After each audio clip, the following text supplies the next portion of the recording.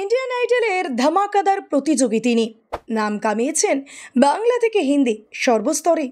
জানেন কোথায় থাকে এই বঙ্গতনয়া? এবারের ইন্ডিয়ান আইডলের সিজনে এক ঝাঁক বাঙালি প্রতিযোগীদের দেখা গিয়েছে।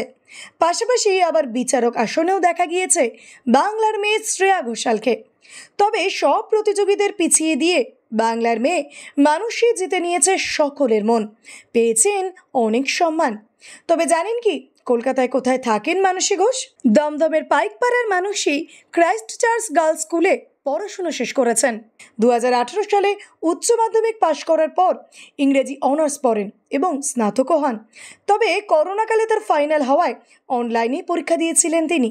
পরে অবশ্য ইংরেজিতে মাস্টার্স করার ইচ্ছেও রয়েছে মানসীর। ছোট থেকেই পড়াশোনার পাশাপাশি খুব ভালো নাচও করতেন মানসী।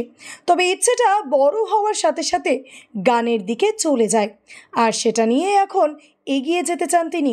মানসীর কথায় মায়ের মনে হয়েছিল যে একটু মোটা হওয়ায় বেশি দিন নাচ করতে পারবে না সে, তাই নাচ ছেড়ে গানের দিকেই মনোনিবেশ করেন। আর এখন তো তার নাম গোটা দেশ জুড়ে ছড়িয়ে পড়েছে, এমনকি প্লেব্যাকের তালিকাতেও নাম তুলে ফেলেছেন এই বঙ্গতনয়া, তাও আবার সোনু নিগমের সঙ্গে।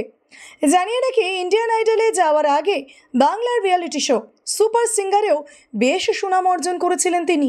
ভিডিওটি ভালো লেগে থাকলে অবশ্যই লাইক, শেয়ার, সাবস্ক্রাইব করবেন আর কমেন্টে অবশ্যই জানাবেন আপনি কোথা থেকে দেখছেন।